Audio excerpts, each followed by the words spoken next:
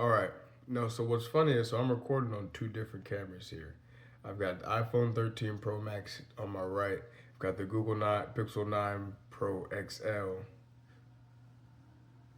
Yeah, the names these days on my left, directly in front of me. And I mean, just off rip, I know. I mean, regardless of the angle of this iPhone, I'm gonna post both of these on YouTube on the same channel. But this has a selfie illumination that changed the brightness like nobody's business. I mean, it's got me ignore my, I'm on my hair grow out. I care nothing about opinions tip. This is fire. So this is what I love about technology now. I this is crazy. So I know where I want to go with this, but I've got a couple different videos that I need to record. So I may record another right after this. I may just go pause. So one of them, I was gonna say I was gonna do a meta game and how to play it. I was thinking the game and how to play it. I've been talking about Monopoly and how it's real in real life. So I was like, but I also came up with another. I got a million book titles. I got a million. I have a million ideas like that. So one of them came up meta game and how to play it, and I'm like interesting. So that, but also came up with the conflict resolution leadership principle that I just want to document. So maybe I just go ahead and run that through. Just for yeah, that's just for posterity. That's quick. So I had some thoughts that I was listening to, and I'll document what I was listening to. I'm saying I was listening to my own thoughts, right? The meta game and how to play it.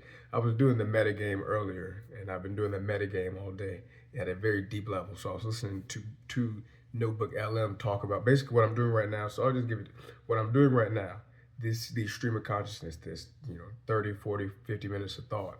I then feed the YouTube video into Notebook LM and then listen back to it. So Notebook LM is giving me its processing of my thoughts. And then especially when I customize it, man, it's over with. Don't let me. And then so I'm like, all the videos I posted so far. Okay, well this is excessive of thought.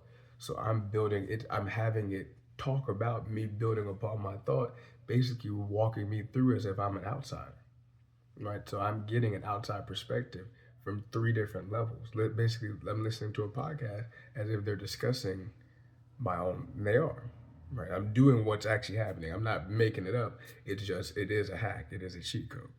So one thing that they made me think of was, I don't recall specifically where it was within it, but I started to develop. I was like, well, this is how I handle situations. Started to think it through, and then when you start to think it through, well, then you begin to think it through because you're trying to build something. I like the way that when I move from here, that's fire. Okay, anyway, um, so I started building it out. So I just typed it out. One, assess the situation, environment, setting, context, parties to, and energy. Two, process emotional states, yours, any allies, threats, unidentified individuals. Three, diffuse any hostility, aggressive acts. Four, decide on the best course of action. Five, recruit and delegate responsibility. Six, address as resolved issues if necessary. Seven, assure calm and balance will return. Eight, information on a need to know basis. Nine, return a sense of normalcy through playfulness, movement, or stillness. That's mostly how I like when things go down. That's how I operate. Like that's what I'm going to do, right? And I can explain it myself real quick. I'll give a breakdown of it, but that chat goes into it, right? Because it's good. It knows me. It's really good. So when I say assess the situation, right? It's when you see like these TV shows and people come in and it's like quick like reading the that's what's happening. I'm doing that in every room I read in, but especially in a room where I know. But there's a preparation that happens, right? There's it's it's psychological, it's biological, but at core, it's just the fact that it when I say you prepare for it before it happens, not when it happens. That's it. I'm ready. Those are situations you're ready for. And I'm not saying I'm ready for everything. None of us can be ready for everything because we can't expect everything. But that's the idea. You expect the unexpected. That's the so assess the situation, the environment. Where am you? That's knowing context. Where am I at? You should know where am I going into, so I know who's going to be in there, who's likely to be in this environment. Well, okay, well, who are they? What is likely to be the thing that's going to be going on based off the individuals in the environment that changes how you're going to respond. You're not going to go into every environment, every situation with the same level of aggression, the same level of hostility, the same level of pressure, the same level of, right? Some situations you have to go in and you have to make a joke out of it immediately to break the ice.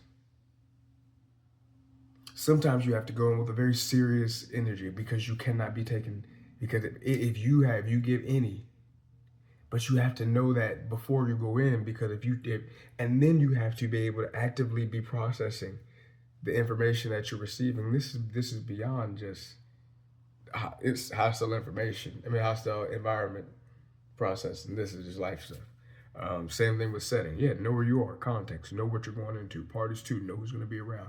Energy, feel the room. 2, process emotional states. Yours, know what you're feeling. That's just all the time. Any allies, know what your allies are feeling. Have a conversation with your people before you go in. Talk to your people. Communication is important, right? It's just in general, like that's important to be on the same page with the people that are going to be on your side and to have people on your side. That's why relationships are important. Threats, well, hopefully, if you're lucky, not too many. But threats are even, it's, hey, friends are close, enemies closer. Know the people who may not be on your side and what to do to get them on your side, or what to do to get around them if they won't be. Unidentified individuals, hey, if there's going to be somebody in that room that you can't, try to know how to, that's where being, the woo part of it, if I look at the person, that one of my personality traits, the woo of it, then my ability to interest, and that goes directly into one of the next parts of it, recruit and delegate responsibility. Those unidentified individuals, you're hoping that they're not threats, right? Threats, hopefully you can identify immediately. The unidentified individuals, I more mean threats than nothing. I'm thinking of student situations. In those cases, threats are not a great word. Threats in general are never really, I don't always have to be violent threats. But that's why the next, diffuse any hostility, aggressive acts, that's if they exist, right? That's not always going to happen. But if there is something happening, that is, if the situation is a hostile environment, conflict resolution can be negotiation practices. Anyway, okay, I'm rambling. Result and delegate responsibility. Okay, I already read all through it. So, like I said, I want to build this into a framework for conflict resolution, specifically in group settings, inspired by work with students, but I want it transferable so I can apply it in an event that such a process required in a larger social setting, and leadership is critical. And so it goes in, chat's crazy. The Conflict Resolution Leadership Framework, CRLF. Okay, that's just fire. It's condensed, it's beautiful. Core principles: emotional intelligence, recognizing and managing emotions in yourself and others; situational awareness, understanding the environment, context, and stakeholders involved; de escalation and mediation, neutralizing tension and creating space for resolution; strategic decision making, choosing the best course of action based on available information; restoration and rebuilding, ensuring resolution leads to long term stability. And I'm thinking about it, going back to just, I wish, so I wanted to do a separate video, but I realized this is so quick. It's not much, doesn't make much sense. It feels like it's longer than I thought, actually, to do a separate video. And maybe this just will be.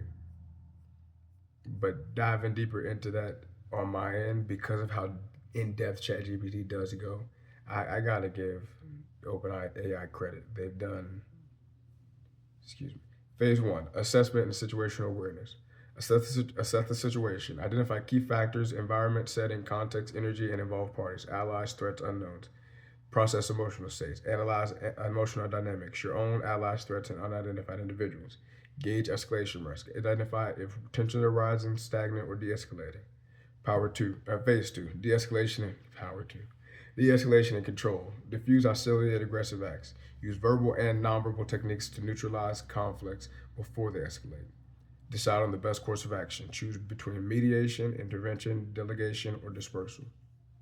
Phase 3, leadership and delegation. Recruit and delegate responsibility. Assign roles for conflict resolution, mediator, communicator, stabilizer. Address resolved issues if necessary. Ensure that lingering concerns are acknowledged and settled. I think that's so important. People often, I think when it comes to like the assuring, people even over assure. It's like, okay, it's clear that you don't actually care. You're just trying to, or like maybe you actually care, but you're doing too much, or they don't assure enough. You have to be, hey, listen, but that's not going to happen again because we've addressed that, right? So if it tends to be people's concern that the situation is going to come again, that leads them to do something that causes it. I'm not saying that it's because of them that it happens again, but they somehow now they provoke it again because they're scared, or they initiate, and now they're the, so we see, and then it's just attack back and forth. So you try to avoid that by assuring that, hey, we're not, this is not gonna happen again. I'm ensuring that, that's what how parents conflict, they're into tends to be right at that point where they get to address resolve issues if necessary. That point is normally fix it, or I'm going, okay, I don't care who started it, I'm going to end it, cut it out. It's final, but it's also saying I'm giving you the chance to be grown-ups about this. Phase 4, restoration and moving forward. Assure calm and balance will return, reinforce stability and security for all involved. 9, share information on a need to know basis. Prevent unnecessary disruptions by controlling the flow of sensitive information. 10, restore normalcy. Use playfulness, movement, or stillness to reset the environment and transition back to equilibrium. Application to different contexts. I don't think that super much matters, but going through this quick. Classroom and student groups, managing peer conflicts, academic disputes and classroom disruptions, workplace and professional settings, team disagreements, leadership decision making, and crisis management, community and public spaces, conflict resolution during events, protests, or high stakes social settings, family and personal conflicts, mediation between relatives, handling sensitive discussions, and resolving disputes effectively. So he asked me, did I want to refine it further with case studies or role specific guidelines? I said, I'm curious about the case studies. Let's get into that. It gives some case studies. Said those are interesting, cool, but more. I want to apply it to. Here's what we're going into: financial and social collapse in which a new economic system and social structure must be born. Let me slow down. I want to apply it to a financial and social collapse in which a new economic system and social structure must be born. Now, it says it off the bat. Its response. That's a high stakes civilization defining application, but let's get into it. Because when I say that, I don't mean, okay, what you read in the beginning, what I just read before that, the reason I had to read through it and the reason it goes into what I'm going to be discussing in this metagame and how to play it is that's the metagame and how to play it. It's a method for conflict resolution, but it's simply an application for life. Even more, it's a business plan. Even more, it's a political strategy. Even more, it's a model for human potential. It's the meta game. It's the meta is just human. It's the thing. That's it. That's the rub. I mean, I really could end it there. That's it. That's the rub. The reason I say that is so like you read through that and it's like, yo, okay. Specifically, here's where you really get a takeaway. Phase 4. Share information on a need to know basis. Prevent unnecessary disruptions by controlling the flow of sensitive information. That right there alone is the key to the whole game. And they know it. The reason I'm in the position I am today is because in school, when situations used to occur, they used to, where's that specifically? Recruit and delegate responsibility. Assign roles for conflict resolution, mediator, communicator, stabilizer, leader. They would put that's what they would do in class, like when things would go down. I tended to be involved in stuff like that. So its response. If a financial and social collapse were to occur, leadership and conflict resolution would be crucial in rebuilding a functioning society. The Conflict Resolution Leadership Framework, CRLF, could serve as a blueprint for stabilizing chaos, maintaining order, and structuring a new economic and social system. Case study, financial and social collapse response. Scenario, the global economy. I said, I'm sitting there reading it, I'm laying in bed, I'm like, it's like I'm reading a thriller. It's gonna read like a thriller. The global economy collapses due to, I said, this must be where guys are making movies from. Maybe I should just make this out of a movie to get it out of my system so it's not a conspiracy theory in my blood. The global economy collapses due to a series of cascading failures: banking system breakdown, hyperinflation, supply chain disruption, mass unemployment, and civil unrest. Governments lose legitimacy, law enforcement is fractured, and society is in free fall. A new system must be designed, but first, order must be restored. It almost feels like you're really reading like the card from a whodunit game, right? Excuse me, my lips, they're not dry, but I don't know. I it sound like you're recently, they put stuff. Burt's, I got burnt coconut and pear. I would bet it's got something to do. Winter comes and hands, everything's dry. Phase one: immediate stabilization, crisis response. Assess the situation. Identify the scale of the collapse, local, national, global. Determine the immediate risks: violence, food, water scarcity, medical emergencies. Locate power vacuums where leadership is needed. Two, process emotional states. Fear, desperation, and anger will be rampant. Identify key players: those willing to help, those likely to resist, and those who are neutral but undecided. Recognize psychological triggers for violence and instability. So just right there, I said that I've always, my mother used to tell me, she once told me I had a lisp. And then when I brought it up as I got older, she told me she never told me that. Well, clearly, I either developed it over time or I did have a lisp the entire time because I assessed the situation. There we go. Number one, in identifying the scale of the collapse, determining the immediate risk, and locate power vacuums where leadership is needed. Those are the things that it sounds extreme, just right reading off general, right? Identify the scale of the collapse. But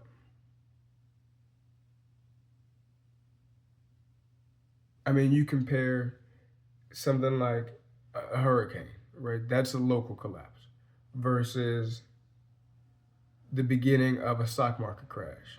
Or I'm trying to think like what's a more national issue. Um,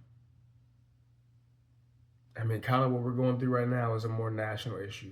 The pandemic being a global issue, those are three different. The global supply chain, right? So when we talk about identify immediate risk, violence, food, water scarcity, medical emergencies, well, it's one thing to say that the pandemic was a global issue, but when we have the local collapse has already occurred in places like Atlanta, where they've only got one like major like whatever I don't know specifically, but they've only got one thing major hospital, and maybe I'm exaggerating, and maybe they've got a spoiler rich. It may be a first world problem type situation, but I don't believe so. I think it's that they only have one trauma hospital or something like that.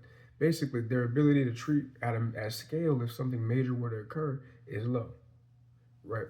I think when we talk about national collapses, our healthcare system is a national collapse. It's already occurred. That's what I mean when I'm looking at assess the situation, identify the scale of the collapse. That's kind of got to happen before the collapse occurs.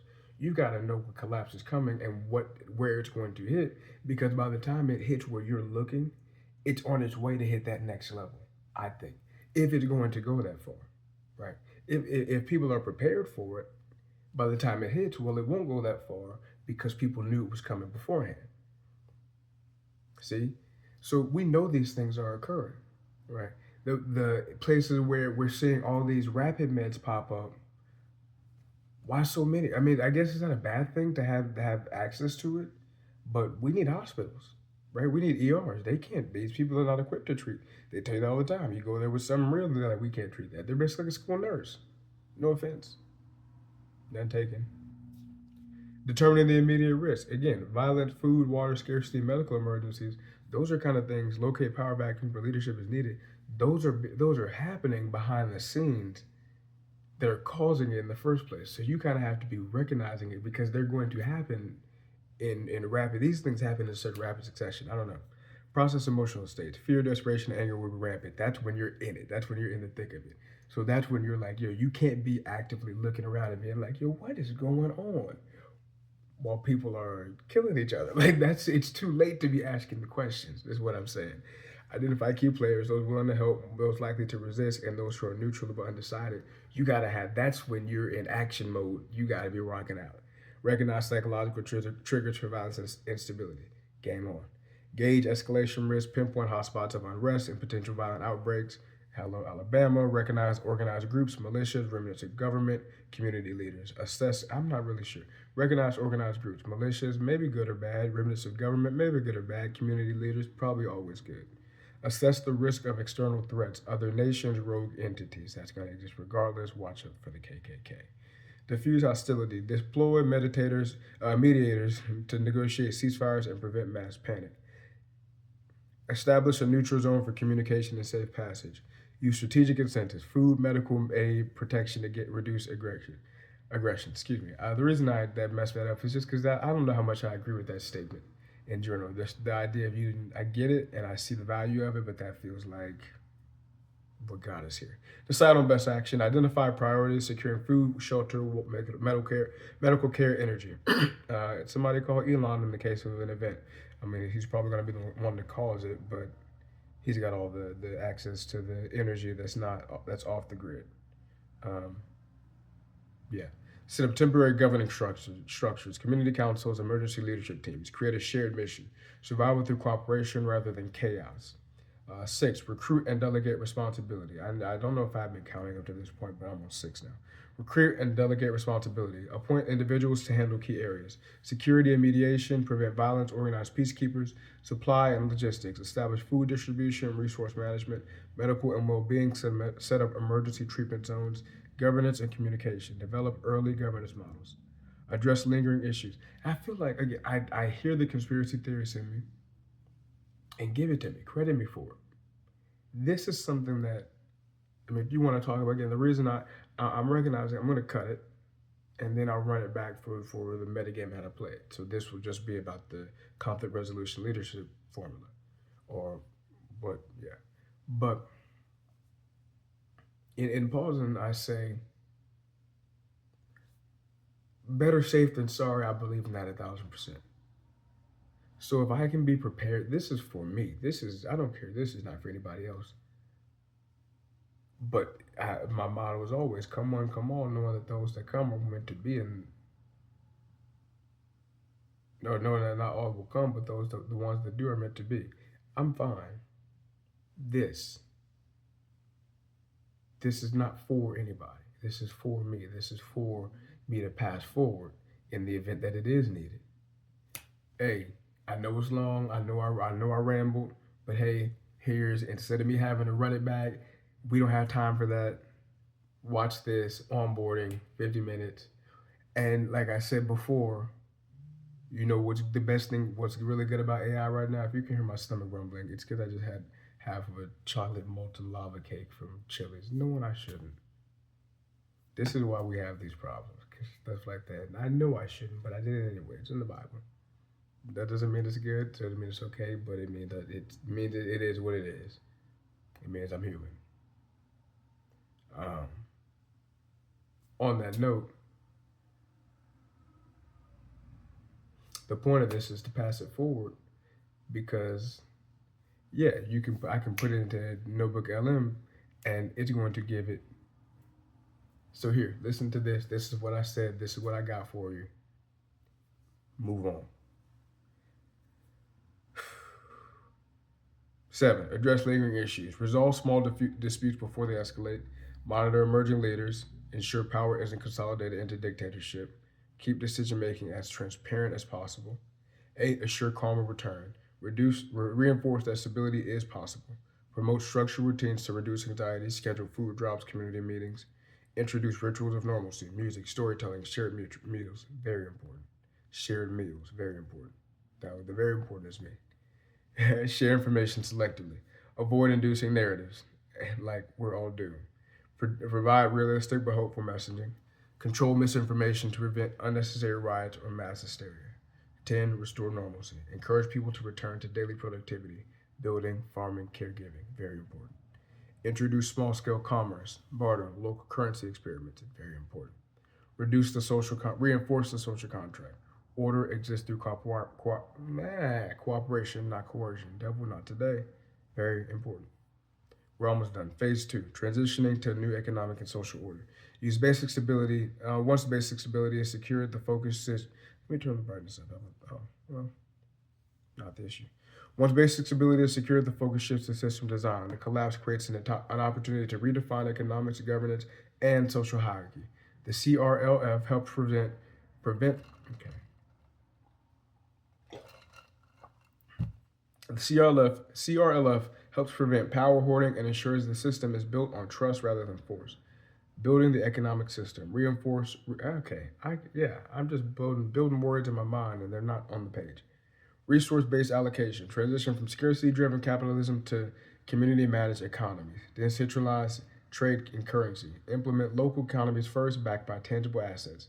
Debt reset and redistribution. Abolish old financial systems that cause collapse. Rebuild on a fairer foundation.